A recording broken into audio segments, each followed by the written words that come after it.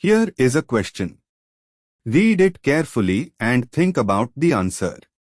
Let us solve it step by step. Let us begin solving this step by step. The molecule contains a benzene ring bearing a carboxylic acid, -CoO, substituent, which makes benzoic acid the parent name. Moving on to the next step. At the para 4 position of the benzoic acid ring there is a CH2 group linked to a second phenyl benzene ring.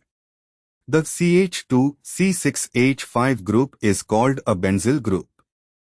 Moving on to the next step. A benzoic acid with a benzyl group at the 4 position is named 4-benzylbenzoic acid. And for the final step, the two substituents, CoO and CH2PH, are on opposite ends of the central benzene ring 1,4 relationship is equal to para, consistent with the drawn structure. No alternative options are present to eliminate in this naming question. The structure unambiguously corresponds to 4-benzylbenzoic acid.